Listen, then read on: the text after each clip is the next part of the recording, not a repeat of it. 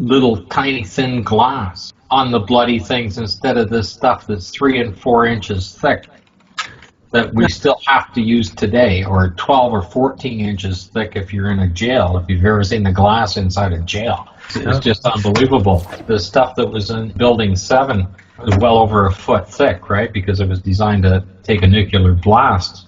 Yeah. Like that was the alternate command station in case the Pentagon got hit, right?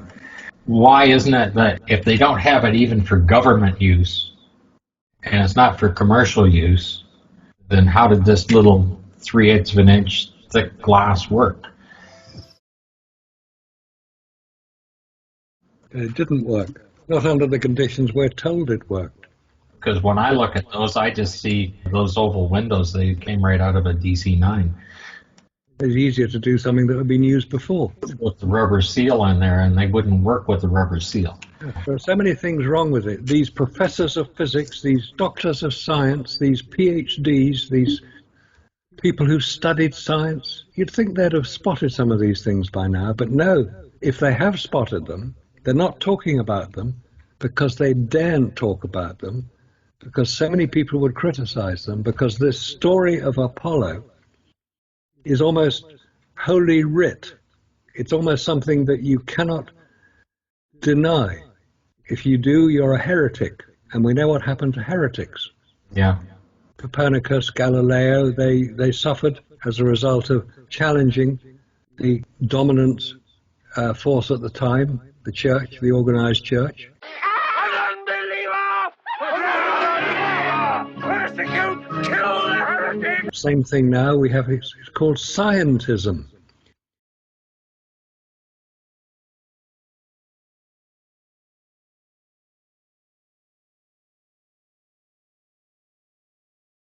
And if you challenge any of the accepted dogma in the science that we are taught, you're a heretic and you're cast out and you're not allowed to then earn money as a scientist. They're basically moral cowards, these people who will not say what is really happening.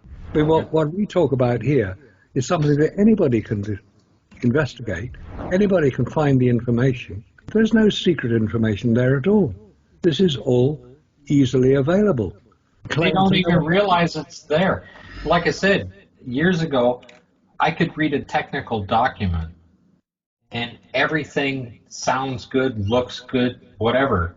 Yeah. Okay, you can study that thing upside down and there's the image of whatever you're studying and here's all the technical data on it. But you don't realize that the thing that actually doesn't work. No, it doesn't work. But it's right there in black and white when you read it. In theory, it'll work. These people who criticize the fact that, well, NASA produced these millions of pages of documentation, how could they do that if it was a fake? What a stupid thing to say. It's not even logical. It's a logical fallacy. All of those people were actually working on it, assuming that everything that they were working on, when they put it all together, it all comes together and it works. Yes, exactly. Right? And a good piece of it does. I mean, you build the rover, you can make the thing run. Yeah, build the rover, it'll probably work. And we've got that thing called the Grover. Yeah. The gravity rover. And I mean, they build these spacesuits, they put one guy in it, he passed out, and that's as far as that went. LeBlanc. He was tested in a vacuum, wasn't he? He went down fast. He wasn't even into outer space. I mean, like he's like 60, 70,000 feet. And then it's never done again. Because they don't dare, because of the effect it had. He said that the moisture on his tongue started to boil. But why wouldn't they be doing it 100 more times to make sure that they never have another failure? That never happened. I mean, Elon Musk in a spacesuit. Did you see that little advert that he put out? The spacesuits will work in a vacuum. They'll work well. They'll work okay. But they've never been tested in a vacuum of that magnitude. Who built the suits? NASA? Well, of course not. It was the special effects industry in Hollywood that designed the suits. That's absolutely perfect. That's all we have to hear in there, just to have that it was done by special effects. We've all seen The Martian, we've seen Gravity, we've seen many of Hollywood's special effects films, and they're very persuasive until you see the harnesses that the actors have to use to create low gravity. They don't even have to do that anymore. There was a couple of fellows there that put a YouTube video out, and they did everything. You'd swear they were floating through hatchways and working equipment. And as a matter of fact, all the equipment that they made it with, they put the eBay number and the links to the stuff so you could go and purchase it yourself. You know. Let me just mention one of my heroes in this game, Jay Windley of clavius.org, who claims he is a scientist, and he moderates his moon hoax discussion panel, and he has lots of people on there agreeing with him, all of whom are anonymous, all of whom don't use their real name. I mean, even Jay Windley doesn't use his real name. He calls himself Jay Utah, because that's where he lives, Salt Lake City.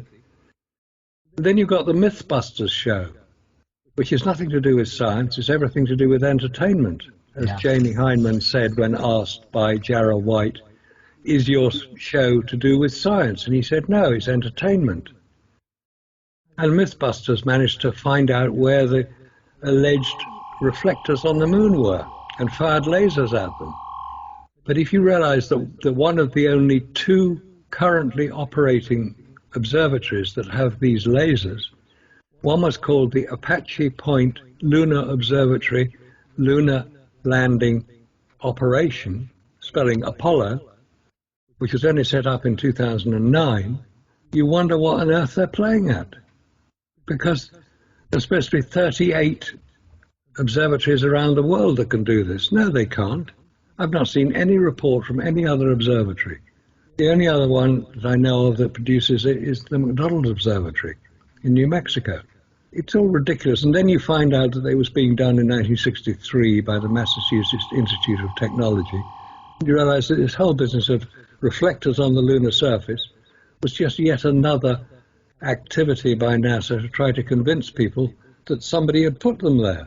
No, they didn't. The Russians did it with an unmanned spacecraft. Well, that's one of their most convincing arguments when they're defending themselves. That's one of their main ones. We can get a signal back from our reflectors that we put there. Yes, that's what they say. Until somebody looked into it and found out that you don't need a reflector. You just fire a powerful enough laser at the moon and you get a signal back.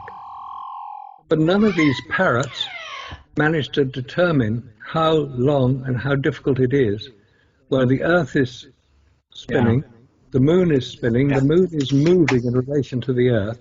How do they keep the laser pointed at the exact same spot? They don't tell you that because it would spoil the story, because the story is complete fiction. And then the Lunar Reconnaissance Orbiter photographs of 2009, well, we know that they're photoshopped. As Robert has said, it's easy to do it. It's not a problem to create wheel tracks on a picture of the lunar surface. Anybody can do it. Yes, and the rest of those other little dots there are nothing more than pixie dust. Yeah, exactly. I mean, they got a great big arrow pointing at a little tiny dot. Yeah. And they write down whatever it is, and they go, oh, okay, it's just some more pixie dust that they threw on there, and put an arrow to it. Yeah, and the parrots are forever saying, oh, look, they proved that they landed on the moon. No, they didn't. They proved that they could Photoshop stuff. That's all they did. Those pictures weren't even taken on the moon. Here's the one thing, though, is what NASA has laid down. They have laid down what a spacecraft looks like that can go intergalactic. So it looks like a shanty shack. The image of the lunar surface in the videos and in the photographs, I guarantee you that the lunar surface looks a whole lot different. So if we do actually get images back, like either film or photographs or whatever back, and it looks completely different than that. If it's got 6 feet of dust everywhere and you can't even take a picture because of it, because the cosmic dust that would be landing on everything because there's absolutely nothing to disturb it, you wouldn't see a bare rock anywhere. No, you wouldn't. There'd be dust on top of all the rocks. Even if you, because I know you're not accustomed to snow, but a fresh fall of snow. covering over everything would be about the same thing that you would see, except this dust in areas that haven't been disturbed for billions of years could be many meters thick. And there are documents discussing that very thing back in the 1920s and 30s, right? There are documents on that discussing these theories on it. Their image of what the lunar surface is, they have embedded in us repeatedly. It's on everything. It's every day.